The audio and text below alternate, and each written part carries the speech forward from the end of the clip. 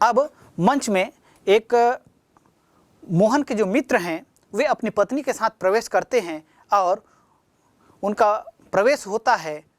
तो मोहन का परिवार उनका स्वागत करता है, उनका अभिवादन करते हैं और साथ ही उनमें आपस में संवाद होते हैं।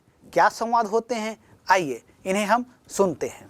तो प्यारे बच्चों, दृश्य है मोहनस्य अभिन्नम मित्रम अनिलः स्वभार्यया सह प्रविशति द्वे कन्ये महिमा गरिमा चापि प्रविशतः सर्वे अभिवादनम कुर्वन्ति। ये जो पद हैं ये कोष्टक में लिखे हुए हैं, अर्थात ये किसी का कथन नहीं है। यह बताता है कि मंच में अभी मोहन है और वहाँ अनिल और उनकी पत्नी और साथ में उनकी 2 पुत्रियां हैं जिनका नाम यहाँ महिमा और गरिमा बताया गया। ये वहाँ प्रवेश करते हैं। जब ये वहाँ आते हैं तब मोहन और उनके परिवार के जन उनका स्वागत करते हैं। तो मोहनस्य अभिन्नम मित्रम, मोहन का अभिन्न मित्र अर्थात प्रिय मित्र अनिल स्वभार्यया सह, अपनी पत्नी के साथ, स्वभार्यया अर्थात अपनी पत्नी के साथ, अपनी भार्या के साथ प्रविशति प्रवेश करता है। द्वे कन्ये, उनके साथ में 2 कन्या हैं, महिमा गरिमा, उनके नाम है महिमा और गरिमा। चापी च धन अपि इति चापी, यहाँ दीर्घ स्वर संधि का प्रयोग हुआ। प्रविशतः, प्रवेश करते हैं, अर्थात मोहन जहाँ हैं वहाँ अनिल और उनकी पत्नी और साथ में उनकी 2 पुत्रियाँ महिमा और गरिमा का प्रवेश होता है। सर्वे अभिवादनम कुर्वन्ति। अब जब जिस तरह से हमारे घर में कभी किसी अतिथि का आगमन होता है, कोई किसी मित्र का आगमन होता है तो हम उठकर उनका स्वागत करते हैं ना, तो इसी तरह से मोहन के घर में उनका मित्र अनिल जो है अपने परिवार के साथ में आया हुआ है। तो मोहन के परिजन जो हैं वे सर्वे अभिवादनम कुर्वन्ति, सभी उनका अभिवादन करते हैं, यथा योग्य अभिवादन करते हैं। जब हमारा कोई बड़े आते हैं तो हम उनके चरण छूकर अभिवादन करते हैं, या नमस्ते, जो हमारे समकक्ष होते हैं उन्हें हम नमस्ते भी कहते हैं। तो यथा योग्य अभिवादन मोहन के परिवार के द्वारा किया गया। अब अभिवादन के पश्चात उनमें आपस में कुछ संवाद होता है। अब उस संवाद में हिस्सा लेते हैं कौन कौन, तो अब अनिल जो आया हुआ है वह अपने मित्र मोहन से कहता है, क्या कहता है, मित्रवर नमस्ते, शुभम ते दीपोत्सवः भवतु, नगरे सर्वत्र दीप महोत्सवस्य चाकचक्यं दृश्यते, त्वं कथं म्लानमुखः शयानोऽसि, अस्माकं भ्रातृजायापि कथं तूष्णीमुपविष्टा अपि कुशलिनः भवन्तः। अनिल के कथन का तात्पर्य है कि मित्रवर, अनिल अपने मित्र से कहता है मित्रवर अर्थात हे मित्र नमस्ते। तो विभिन्न मित्रों के बीच में जब वे आपस में मिलते हैं अभिवादन होता है। अभिवादन किस तरह से करते हैं, नमस्ते कहते हैं, या आजकल दोनों मित्र आपस में गले भी मिलते हैं या हाथ में मिलाने की एक परंपरा है। तो अनिल अपने मित्र से मिलता है और कहता है मित्रवर नमस्ते, शुभम ते दीपोत्सवः भवतु, अर्थात दीपोत्सवः, यह शब्द जो है संधियुक्त पद है, दीपधन उत्सवः इति दीपोत्सवः, यहाँ गुण स्वर संधि का प्रयोग हुआ। दीपानाम उत्सवः इति दीपोत्सवः, यहाँ षष्ठी तत्पुरुष समास का प्रयोग हुआ। यह सामासिक पद भी है तो समास विग्रह भी हम इस तरह से अलग कर सकते हैं। शुभम ते दीपोत्सवः भवतु, अर्थात दीपावली का उत्सव ते तुम्हारे लिए शुभ हो, अर्थात दीपावली की तुमको शुभ कामनाएं, ऐसा अनिल कहता है। आगे कहता है नगरे, नगर में, नगर शब्द सप्तमी विभक्ति एक वचन का यह रूप है। इसका तात्पर्य होता है नगर में, सर्वत्र सभी स्थानों पर। सर्वत्र जो है यह स्थानवाचक अव्यय पद है। अव्यय पद किनको कहते हैं? अव्यय पद उन पदों को कहते हैं जिनका वाक्य में कहीं पर भी प्रयोग होने पर स्वरूप नहीं बदलता है। यस्य व्ययम न भवति, यस्य स्वरूपम परिवर्तनम न भवति तद अव्ययम। अर्थात अव्यय उन पदों को कहा जाता है जिनका स्वरूप किसी भी वाक्य में प्रयुक्त किए जाने पर कभी बदलता नहीं है। तो यहाँ पर यह जो शब्द आया है सर्वत्र, यह इसी तरह का शब्द है। यह स्थानवाचक अव्यय पद है। तो नगरे, नगर में, सर्वत्र सब स्थानों पर। दीप महोत्सवस्य, दीप महोत्सव का अर्थात दीपावली का। चाकचक्यम दृश्यते, चकाचक दिख रहा है, अर्थात पूरा नगर जो है वो दीपावली महोत्सव के कारण चकमक दिख रहा है, चमक रहा है। सबका घर जो है बढ़िया धोया हुआ है, बढ़िया रंग रोगन किया हुआ है। सबके घरों में तरह तरह के विद्युत की सजावट की गई है। सबके घरों में तरह तरह के दीपों की जो प्रकाश है वो उससे जगमगाहट हो रही है। अर्थात पूरा नगर जो है इस दीप महोत्सव में जगमगा रहा है, चाक चक दिख रहा है, चकाचक दिख रहा है। त्वम, तुम, कथम, कैसे, म्लान मुखः अर्थात मुरझाए हुए या दुखी, शयानोसि सोए हुए, तुम किस कारण से दुखी हो और सोए हुए हो। तो शयानोसि, शयानः धन असि इति शयानोसि, तो तुम किस कारण से दुखी हो और सोए हुए हो, ऐसा अनिल अपने मित्र से कहता है। और साथ ही वह कहता है, क्या कहता है? अस्माकम, हमारी, भ्रातृजाया अपि, भ्रातृजाया कहते हैं भाभी को, अर्थात जो भाई की जो बहन हो, भाई की जो पत्नी होती है इसको कहा जाता है भ्रातृजाया। बड़े भाई की जो पत्नी होती है इसको कहा जाता है भ्रातृजाया, भाभी। जैसे मित्रों की बात करते हैं तो मित्र जो हैं वे आपस में जब आप मिलते हैं, और चूंकि यदि वे विवाहित हों, बड़े हों, तो पुरुष मित्रों की बात हो रही है। पुरुष मित्र जो विवाहित हों तो वे दोनों समान होते हैं, छोटे बड़े की भावना उनमें नहीं होती है। इसलिए आजकल समाज में दोनों मित्र जो हैं एक दूसरे की पत्नी को भ्रातृजाया करके संबोधित करती हैं, यह परंपरा चल रही है। तो इस तरह से अनिल जो है अपने मित्र मोहन की पत्नी को भ्रातृजाया कहता है।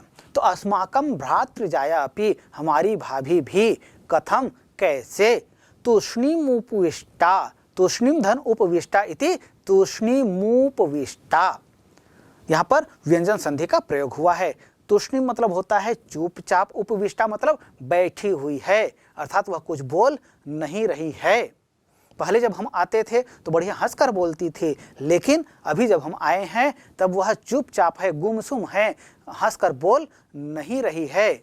तो ऐसा कैसे? भ्रातृजाया, अस्माकं भ्रातृजायापि कथम तूष्णीम उपविष्टा, हमारी भाभी भी कैसे गुमसुम बैठी हुई है।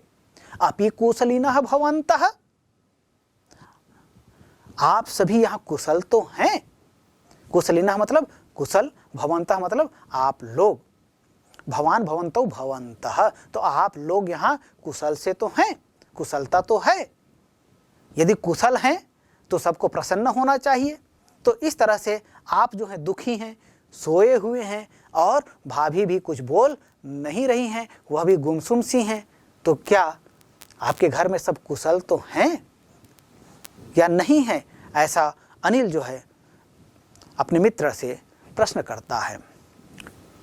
अब मोहन उसका उत्तर देते हुए कहते हैं, मोहनः, मित्र, किम कथयामि, क्या कहूँ, शून्यमेव दृश्यते मे जगत, मत कृते तु जीवने न कोऽपि अभिलाषः, अहंतु मरणमेव शरणं पश्यामि। मित्र किम कथयामि, मित्र मैं क्या कहूँ, शून्यमेव दृश्यते मे जगत, शून्यम इव इति शून्यमेव, अर्थात शून्य के समान, अर्थात इस संसार में आशा की कोई किरण मुझके दिखाई नहीं दे रही है। दृश्यते मतलब दिखाई दे रहा है, मैं मतलब मुझे, जगत मतलब संसार में, अर्थात इस संसार में मुझे कुछ भी आशा की किरण दिखाई नहीं दे रही है। मुझको यह संसार जो है शून्य सा प्रतीत हो रहा है। मत कृते मेरे लिए तू, तो जीवने जीवन में, न मतलब नहीं, कोपि कह धन अपि इति, कोपि यहाँ विसर्ग संधि का प्रयोग हुआ है। अभिलाषः अर्थात अभिलाषा या इच्छा, तो मत कृते तू जीवने न कोपि अभिलाषः, अर्थात मेरे लिए जीवन में कोई भी अभिलाषा या कोई भी इच्छा अवशेष नहीं है। क्यों? क्योंकि मैं तो समस्याओं से ग्रसित हूँ। अहंतु दिन रात मरणमेव शरणम पश्यामि, मैं दिन रात मरणमेव मृत्यु की ओर ही शरणम पश्यामि, शरण में जा रहा हूँ ऐसा मुझे लग रहा है। क्यों? क्योंकि मैं समस्याओं से ग्रसित हो गया हूँ और इन समस्याओं से मुझे मुक्ति मिल पाएगी ऐसा मुझे नहीं लग रहा है। अब तो मेरा मरण ही मुझे दिख रहा है। यह मैं अपने आप को मृत्यु के शरण में ही जाता हुआ देख रहा हूँ, ऐसा मोहन कहता है। अब मोहन के इस प्रकार के वचनों को सुनकर अनिल की जो पत्नी है श्रुति, वह कहती है, भ्रातृवर अस्मिन् हर्षोल्लास समये कातर वचनानि ब्रुवाणः अस्माकं भगिनीं पुत्रान् कन्यकाः च कथं दुख सागरे निमज्जयसि, संसारे दुखानि सुखानि च चक्रवत् परिवर्तन्ते, आत्मबलम न त्याज्यम आपत्स्वपि। तो भ्रातृवर, भाई जी, अस्मिन, इस, अस्मिन शब्द कैसे बनता है? अदस शब्द है, सप्तमी विभक्ति, एक वचन का यह रूप है पुल्लिंग। तो अस्मिन, तो इस समय, हर्षोल्लास समय, हर्षोल्लास, हर्ष धन उल्लास समय, हर्ष और उल्लास के समय में, कातर वचनानि, दुखी करने वाले वचनों को, ब्रुवाणः बोलते हुए, अस्माकम हमारी, भगिनीम बहन को, पुत्रान पुत्रों को, कन्याकाः च और कन्याओं को, कथम कैसे, दुख सागरे दुख रूपी सागर में, निमज्जयसि डुबो रहे हो। तो भाई जी, कैसे इस हर्ष और उल्लास के समय में, दीपावली का जो पर्व है ये हर्ष और उल्लास का पर्व है, और इस दीपावली के पर्व पर जब पूरा संसार हर्ष और उल्लास के साथ इसे मना रहा है, इस हर्ष और उल्लास के समय में इस प्रकार के कातर वचन अर्थात दुख भरे वचन ब्रुवाणः कहते हुए, ब्रुवाणः शब्द कैसे बनता है? ब्रु धातु है, ब्रु का मतलब होता है बोलना, ब्रु धातु में सानच प्रत्यय का प्रयोग हुआ है, प्रथम विभक्ति एक वचन का यह रूप है, तो बोलते हुए। तो इस प्रकार के दुख भरे वचन बोलते हुए, अरे दुख भरे वचन कैसे? अरे हर्ष और उल्लास का समय है और तुम कहते हो मैं मृत्यु को देख रहा हूँ, मृत्यु के शरण में जा रहा हूँ, ऐसा कहते हो। तो क्या इसको सुनकर हमारी जो बहन है, तुम्हारी जो पत्नी है, उनको, तुम्हारे जो बच्चे हैं, पुत्र हैं, पुत्रियां हैं, क्या इन्हें प्रसन्नता होगी? नहीं। तो इस प्रकार के कातर वचन अर्थात दुख भरे वचन ब्रुवाणः बोलते हुए, कहते हुए, अस्माकम हमारे, भगिनीम पुत्रान कन्यकाः च हमारी बहन, पुत्रों और कन्याओं को, कथम कैसे, दुख सागरे दुख रूपी सागर में, निमज्जयसि तुम डुबो रहे हो, अर्थात ऐसे वचन तुमको नहीं बोलना चाहिए, ऐसा श्रुति कहती है। संसारे दुखानि सुखानि च चक्रवत परिवर्तन्ते, अरे संसार में दुखानि सुखानि च, दुख और सुख, चक्रवत परिवर्तन्ते, चक्रवत अर्थात चक्के के समान परिवर्तित होते रहते हैं। जिस तरह से एक पहिया जो होता है उसका जो ऊपरी सिरा जो दिखाई देता है वह घूम करके क्या आता है, वह नीचे आता है, और नीचे का सिरा होता है वह घूम करके ऊपर जाता है। तो इसी तरह से यह संसार में सुख और दुख का क्रम होता है। यदि इस समय तुम पर दुख आया हुआ है तो वह दुख जो है घूम करके ऊपर जाएगा, और सुख जो ऊपर है वो घूम करके तुम्हारे पास आएगा। कहने का तात्पर्य यह है कि सुख हो या दुख हो, समय के साथ में यह व्यतीत हो जाता है। सुख या दुख सदैव एक साथ हमेशा के लिए नहीं रहते हैं। किसी के जीवन में सुख है तो वह हमेशा सुखी रहेगा, ये आवश्यक नहीं है। कोई दुखी है तो वह सदैव दुखी रहेगा, यह आवश्यक नहीं है। तो सुख और दुख जो है चक्रवत अर्थात चक्के के समान, समय का जो पहिया घूमता है उसके अनुसार से सुख और दुख का स्वरूप जो है वह भी बदलता है।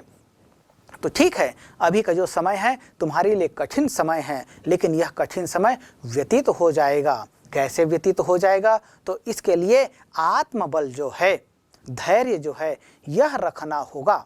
तो आत्मबलम न त्याज्यम आपत्स्वपि, आत्मबल जो होता है इसको त्यागना नहीं है, अर्थात उम्मीद जो है, आशा की जो किरण है, इसको जगा कर रखना है। तो इससे ही हम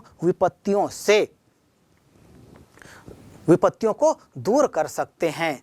विपत्तियां दूर होंगी तो निश्चित रूप से हम भी सुखी होंगे, आप भी सुखी होंगे। तो आत्मबलम न त्याज्यम आपत्स्वपि, आपत्स्वपि आपत्सु धन अपि इति आपत्स्वपि, यहाँ पर यण स्वर संधि का प्रयोग हुआ है। आपत्सु इसका तात्पर्य होता है आपत्तियों में, न त्याज्यम नहीं त्यागना चाहिए। किसको? आत्मबलम, आत्मबल को, अर्थात आशा की जो किरणें होती हैं इनको नहीं त्यागना चाहिए। प्यारे बच्चों, यहाँ यह जो पद आया है संसारे सुखानि दुखानि च चक्रवत परिवर्तन्ते, ये सुक्ति है, और साथ ही साथ आत्मबलम न त्याज्यम आपत्स्वपि, यह भी सुक्ति पद है। विभिन्न परीक्षाओं में पाठ्य पुस्तक से सुक्तियाँ लिखने के लिए कहा जाता है। तो इस तरह से विभिन्न पाठों में सुक्तियों का प्रयोग हुआ है। तो इस तरह के वाक्यों को आप लिख सकते हैं वहाँ, इन सुक्तियों को आप स्मरण कर सकते हैं, याद कर सकते हैं, इनके अर्थ को याद कर सकते हैं, क्योंकि विभिन्न परीक्षाओं में तरह तरह के इनसे संबंधित प्रश्न पूछे जाते हैं। तो श्रुति जो है इस तरह से उन्हें धैर्य धारण कराते हुए, अर्थात दुखों से दूर रहने के उपाय वह बताती है। अब श्रुति के वचनों को सुनकर मोहन कहता है, क्या कहता है? मित्र, परिवार एवं मम दुखस्य कारणम, मेरा यह जो परिवार है, देख रहे हो इतने सारे इसमें सदस्य हैं, और इन सभी सदस्यों की इच्छाओं की पूर्ति करना यह मेरे लिए असंभव हो रहा है, और इनके कारण से ही मैं और मेरा परिवार दुखी हो रहा है। तो परिवार मेरा बढ़ गया है। यदि मैं पहले से ही इस बड़े परिवार से, बृहद परिवार से क्या क्या समस्याएं आ सकती हैं, इनको यदि मैं जानता तो मैं भी परिवार को सीमित रखने के जो उपाय हैं उनको अपनाता।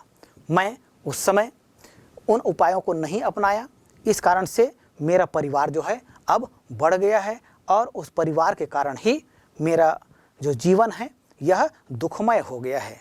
तो परिवार एवं मम दुखस्य कारणम, परिवार ही मेरे दुख का कारण बन गया है। मम ऐसा पुत्री श्यामा विवाह योग्या संजाता, मेरी यह पुत्री श्यामा विवाह योग्य हो गई है। तो निश्चित रूप से केवल श्यामा ही नहीं, और भी पुत्रियां हैं, वो भी शीघ्रता से बढ़ रही हैं, वो भी विवाह योग्य हो रही हैं। तो यह श्यामा तो विवाह के योग्य ही हो गई है, इनका विवाह करना है, लेकिन मेरे परिवार की आर्थिक स्थिति अच्छी नहीं है। तो इन सब को देख करके ही मैं जो है मानसिक रूप से तनाव अनुभव करता हूँ, दुख अनुभव करता हूँ, और मैं स्वस्थ नहीं रह पाता हूँ।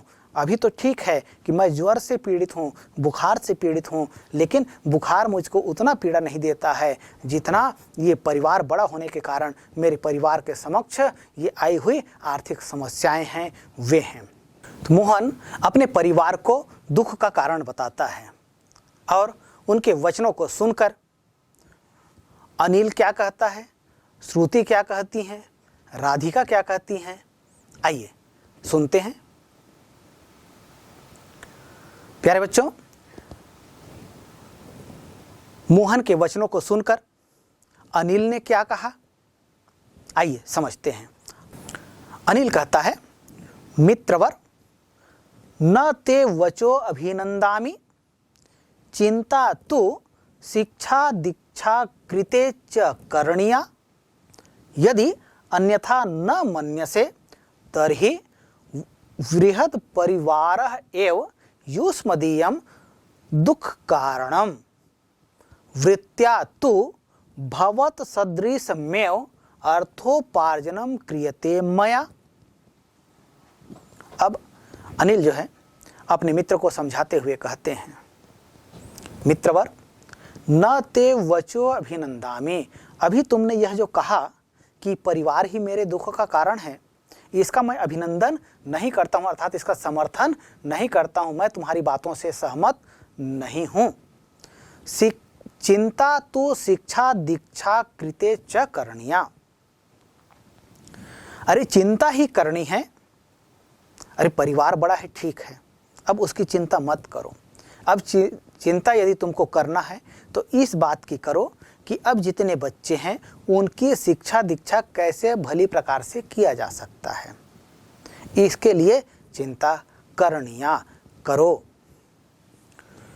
यदि अन्यथा न मानने से, यदि तुम मेरी बात को गलत नहीं मानोगे तो मैं कहूँगा, तरही तो वृहत् परिवारः, वृहत् मतलब होता है बड़ा, परिवारः मतलब परिवार, एव का तात्पर्य होता है ही, युष्मदीयम मतलब तुम्हारे, दुख कारणम, दुखस्य कारणम इति दुख कारणम, षष्ठी तत्पुरुष समास, इसका तात्पर्य होता है दुख का कारण। यदि तुम अन्यथा नहीं समझते हो तो वृहद परिवार, जो बड़ा परिवार है, यह ही तुम्हारे दुख का कारण है। वृत्त्या तु, वृत्त्या कहते हैं वृत्ति या व्यापार या व्यवसाय, अर्थोपार्जन की जो क्रिया है वह, तू तो भवत सदृशमेव तुम्हारे समान ही, अर्थोपार्जनम क्रियते मया, तुम्हारे समान ही अर्थोपार्जन मेरे द्वारा भी किया जाता है।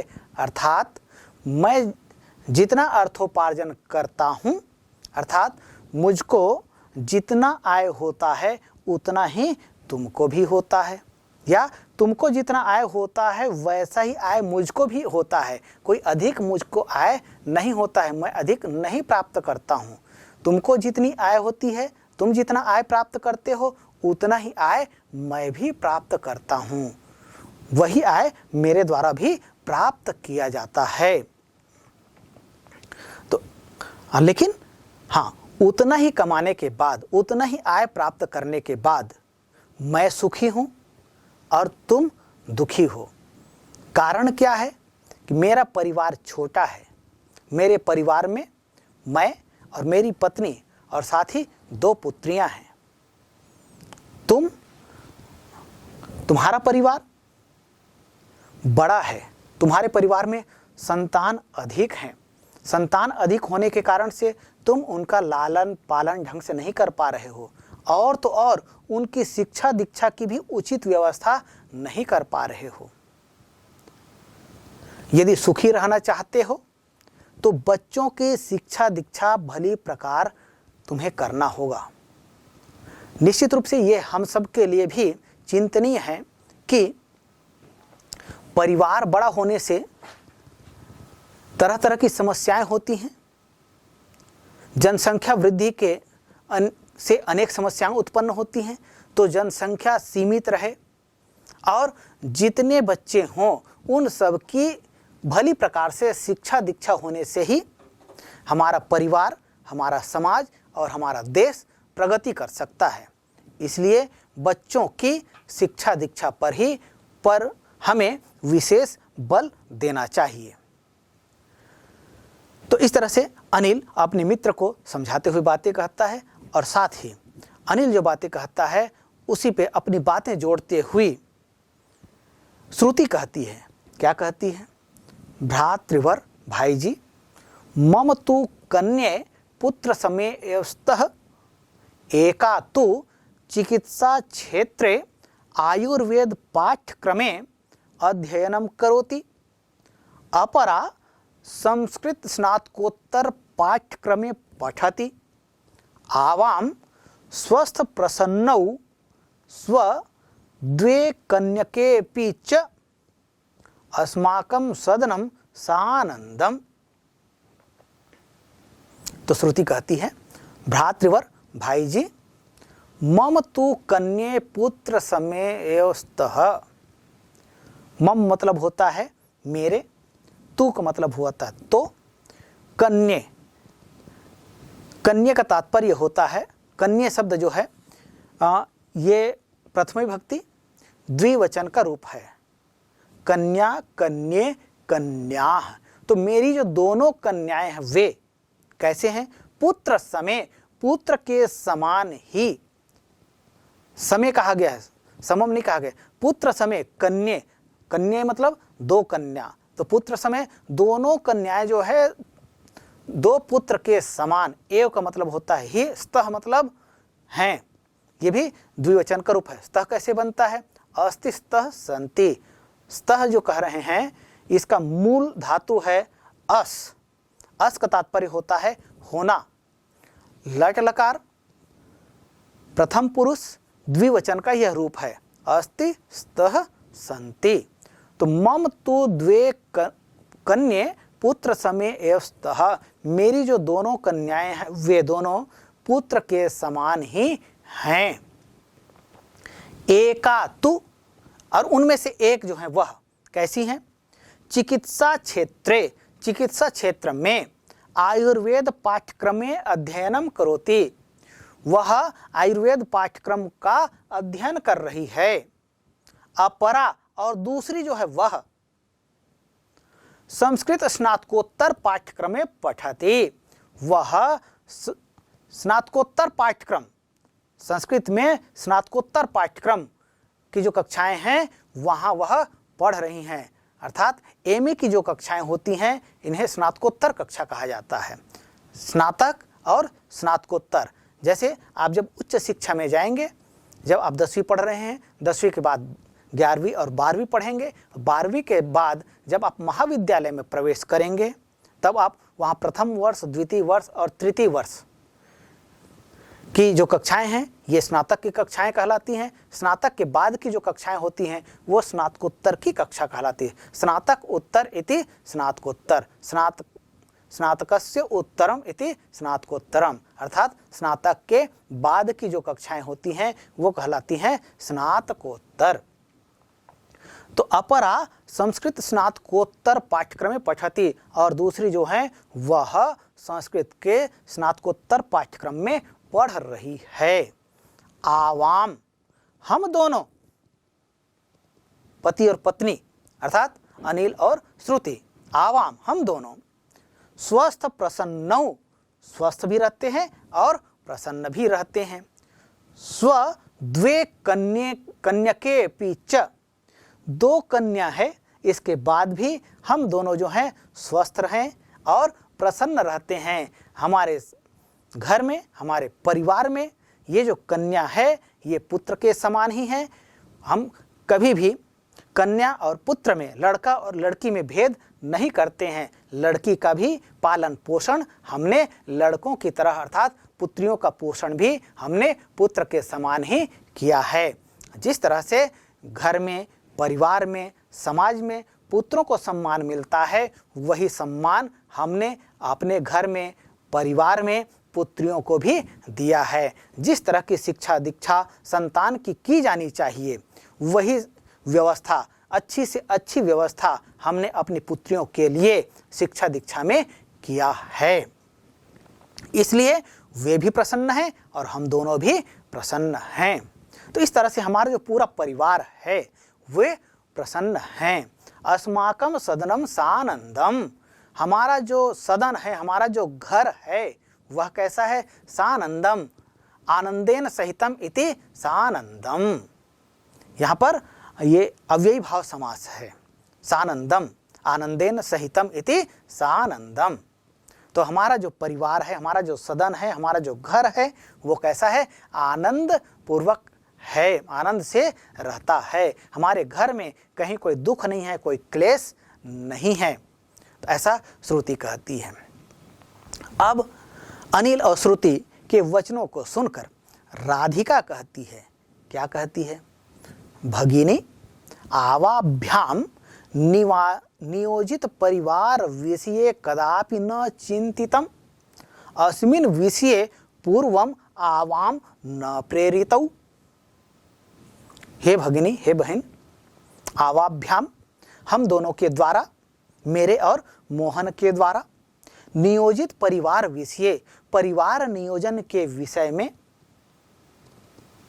कदापि, कदाधन अपि इति कदापि दीर्घ स्वर संधि का प्रयोग हुआ यहाँ, न चिंतितम, नहीं सोचा गया। हम दोनों के द्वारा, न तो मेरे द्वारा सोचा गया और न ही मोहन, मेरे पति मोहन के द्वारा सोचा गया। हम दोनों के द्वारा कभी भी परिवार नियोजन के विषय में नहीं सोचा गया। यदि हम परिवार नियोजन के विषय में पहले सोचे होते, उस परिवार नियोजन को अपनाए होते, तो हमारा परिवार भी बड़ा नहीं, वृहद नहीं हुआ रहता। वृहद परिवार नहीं होता तो हमारा परिवार भी आज तुम्हारे परिवार की तरह आनंद पूर्वक प्रसन्नता से रहता। क्योंकि अब हमारा परिवार बड़ा हो गया है तो इसलिए हम समस्याओं से ग्रसित रहते हैं। तो परिवार नियोजन के विषय में हमें पहले सोचना चाहिए था। अस्मिन विषय, परिवार नियोजन के विषय में, अस्मिन मतलब होता है इस, विषय मतलब विषय में, इस विषय में, परिवार नियोजन के विषय में, पूर्वम पहले, आवाम हम दोनों, न प्रेरितौ हम दोनों प्रेरित नहीं हुए। अर्थात हम दोनों यदि प्रेरित हो गए होते और उसको अपना लिए होते तो हमारा परिवार भी आज प्रसन्न चित्त होता, आनंद से, हंसी खुशी से खेलता रहता। अर्थात हम सब भी प्रसन्न चित्त रहते, ऐसा राधिका कहती है। अब तो इस तरह से बातें होती हैं। फिर अनिल इन बातों को सुन करके क्या कहता है, आइए सुनते हैं। प्यारे बच्चों, अनिल मोहन और राधिका के परिवार को संबोधित करते हुए कहते हैं, क्या कहते हैं? अनिल कहता है, गतस्य सोचनम न करणीयम लघु परिवार विषये अन्यान प्रेरयन् स्वपरिवारम अपि प्रकारांतरेण प्रेरय मत सामर्थ्यानुसारेण अहम सहयोगाय तत्परः। इदानीम अस्मान् गृहगमनाय आज्ञापयतु। अब अनिल सारी बातों को सुन लिया और सुनने के बाद सबका समाहार करते हुए कहते हैं, गतस्य सोचनम न करणीयम। गतस्य जो हो गया, जो बीत गया, सोचनम अर्थात दुख, न करणीयम उस जो बीत गया उसका दुख नहीं करना चाहिए। अर्थात जो होना था वो तो हो गया, अब आगे क्या करना है इसके विषय में सोचो। क्योंकि जो बीत गया है उसके विषय में यदि हम चिंतन करते रहेंगे, शोक करते रहेंगे, दुख मनाते रहेंगे, तब जीवन आगे नहीं बढ़ सकता, हम प्रसन्न नहीं रह सकते। इसलिए जो बीत गया उसका हमें शोक नहीं करना चाहिए। गतस्य सोचनम न करणीयम, यह भी एक सूक्ति पद है, सूक्ति वाक्य है। तो गतस्य सोचनम न करणीयम, जो बीत गया है उसका शोक, उसका दुख नहीं करना चाहिए। लघु परिवार विषय, लघु परिवार के विषय में अब तुमको समझ में आ गया कि वृहद परिवार होने से परिवार जो है विभिन्न तरह की समस्याओं से ग्रसित हो जाता है। इस बात को तुम भली भांति समझ गए।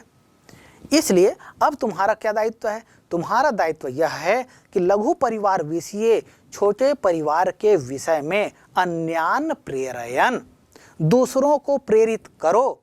अब दूसरे का परिवार ऐसा बड़ा न हो, इसके लिए तुम लोगों को प्रेरित करो। स्वपरिवारम अपि, और अपने परिवार को भी, प्रकारांतरेण, और प्रकारांतर से, अर्थात अपने बच्चों को प्रेरित करो।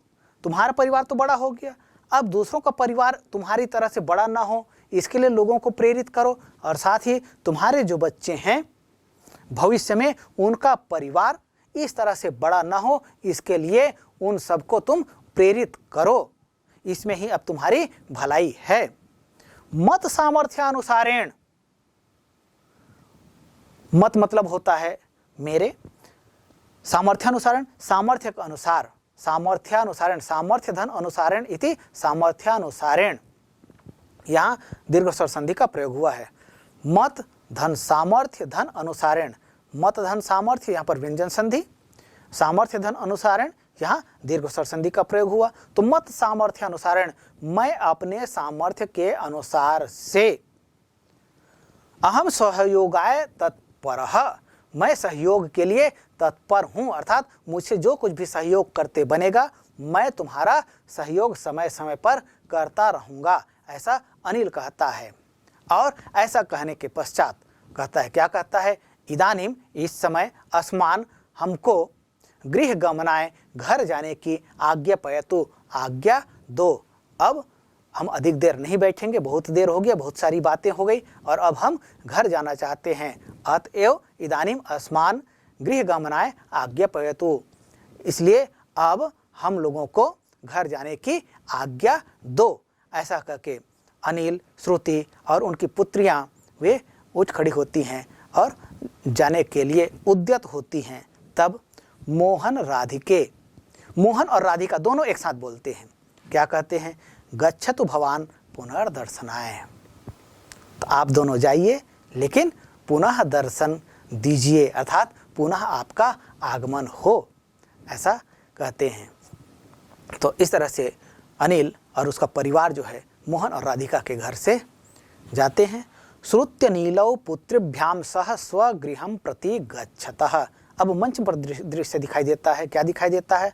श्रुत्य नीलौ, श्रुति